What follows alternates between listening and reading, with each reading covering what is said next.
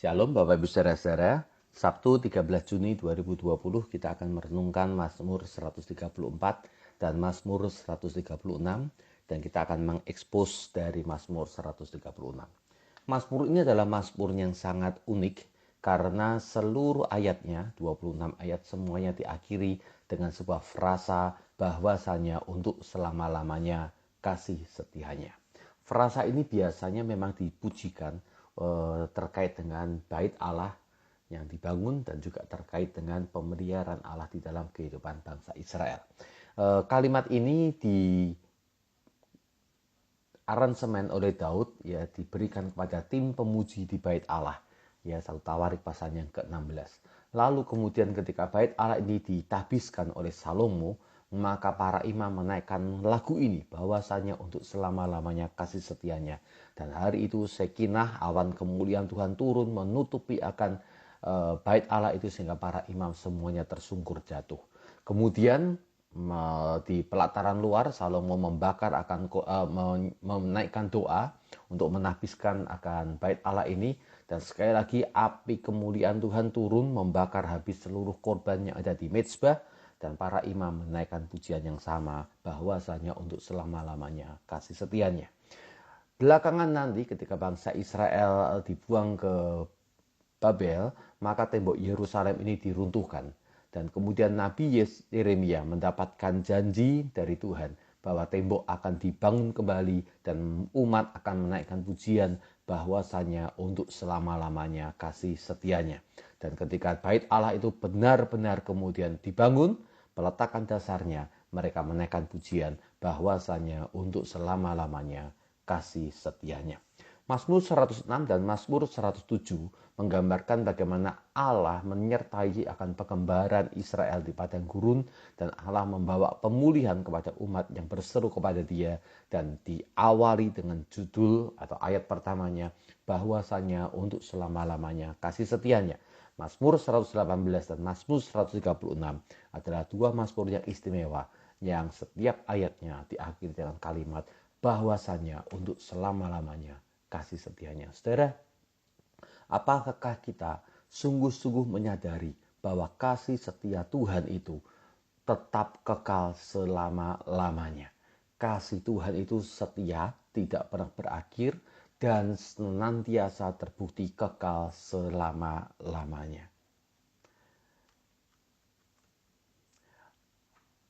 Mari kita masuk pada pembahasannya sekarang. Ayat yang pertama sampai yang ketiga serta ayat 26, ayat terakhir ini adalah sebuah perikop yang sangat menarik menceritakan tentang siapakah Allah Israel. Ayat yang pertama dikatakan bersyukurlah kepada Tuhan sebab Ia baik. Itu ada menggunakan huruf T-U-H-A-N, huruf besar semua. Berarti itu adalah berasal dari bahasa Ibrani Yahweh. Ya, kita telah membahas pada beberapa minggu yang lalu. Ayat yang kedua, bersyukurlah kepada Allah segala Allah. Menggunakan bahasa Ibrani apa? Elohim kalau Allah ya. Bersyukurlah kepada Tuhan segala Tuhan. Menggunakan bahasa Ibrani apa? Adonai. Jadi kalau Tuhan Adonai, Allah Elohim. Kalau T-U-H-N atau A-L-L-A-H huruf besar semua, berarti RAI sedang menunjuk bahasa Ibrani tentang Yahweh.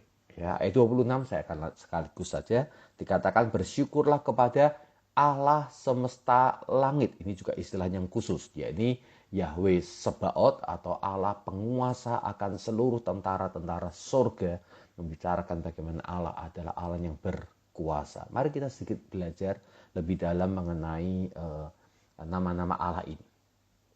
Adonai ya atau Tuhan ini menunjuk kepada sang penguasa daripada semesta yang kita perlu untuk taati ya, Tuhan atau Tuan atau Lord bahasa Inggrisnya itu berasal dari bahasa Ibrani Adonai. Sementara Elohim dalam bahasa Indonesia Allah atau bahasa Inggris God berbicara tentang Allah sang pencipta yang berdaulat mengatur akan segala sesuatunya.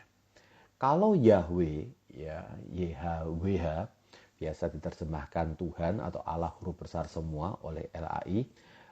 Bangsa Ibrani atau Yahudi tidak pernah menyebutkan Yahweh karena nama itu terlalu suci. Mereka biasa sebut dengan istilah tetragrammaton atau 4 huruf. daripada sang nama Yahweh ini, YHWH. Mereka cuma sebut tetragrammaton, mereka langsung paham itu artinya adalah Yahweh. Atau mereka menyebutnya sebagai Hashem. Hashem adalah sebuah istilah Ibrani yang artinya sang nama. Itu juga sama.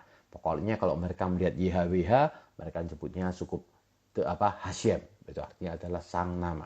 Kalau toh mereka akan melafalkan ketika menemukan YHWH, mereka tidak akan menyebutnya sebagai Yahweh, mereka akan ganti dengan Adonai atau Elohim. Ya, jadi Anda lihat huruf vokal daripada Adonai dan Yahweh. Ya, kalau huruf vokalnya mengikuti Adonai berarti mereka sebutnya Adonai. Walaupun tertulis tulisan YHWH, tapi mereka bacanya Adonai. Namun kalau huruf vokalnya mirip dengan Elohim, maka YHWH-nya dibaca dengan Elohim. Ya, jadi konsisten sekali mereka tidak pernah menggunakan kata Yahweh. Itu sebabnya kalau hari ini banyak orang atau banyak kalangan mulai sebut nama Bapak Yahweh, Yahweh, Yahweh. Yahweh itu adalah nama yang sangat suci dan terlalu suci sehingga bangsa Israel memberikan penghormatan yang besar dan tidak pernah menyebutkan akan nama ini. Nah, kemudian kisah tentang Allah sang penyelamat Israel ini diekspos oleh pemazmur dengan tiga kisah ya. Kisah pertama adalah Elohim sebagai sang pencipta yang berdaulat. Ada pada ayat yang keempat sampai yang kesembilan. Dia yang seorang diri melakukan keajaiban besar.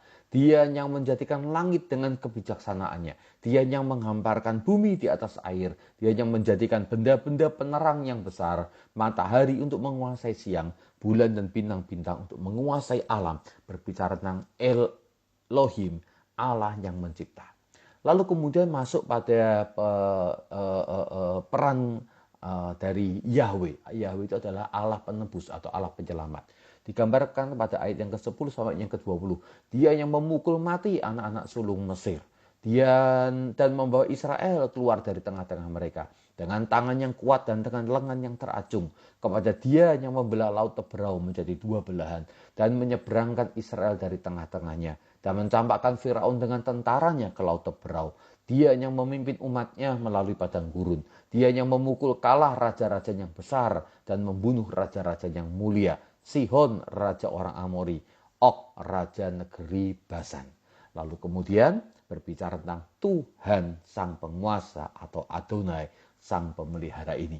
Dikatakan ayat 21 sampai 25, memberikan tanah mereka menjadi milik pusaka kepada Israel hambanya. Dia yang mengingat kita dalam kerendahan kita dan membebaskan kita daripada para lawan kita. Dia yang memberikan roti kepada segala makhluk. Saudara, Allah kita adalah Allah yang luar biasa. Dia pencipta, dia penebus kita, dan dia adalah pemelihara kehidupan kita. Haleluya. Mari kita berdoa. Kami bersyukur karena memiliki Allah yang dahsyat. Allah yang menciptakan kami, sehingga kami layak untuk menyembah Engkau. Allah yang menyelamatkan kami, sehingga kami boleh membangun relasi dengan Engkau. Dan Allah yang memelihara kami, sehingga satkala kami menjadi umat-Mu, Engkau mengambil alih tanggung jawab atas kehidupan kami. Kami bersyukur memiliki Allah yang dahsyat ini. Maka ya Tuhan, biar kiranya kami senantiasa memiliki sebuah kesadaran bahwasanya untuk selama-lamanya kasih setiamu. Sejak Engkau mencipta kami, Engkau menebus kami, dan Engkau memelihara kami di dalam kehidupan ini sampai kami berjumpa muka dengan Engkau di surga yang mulia. Berkati ya Tuhan kehidupan kami. Kami berserah kepada Engkau. Amin.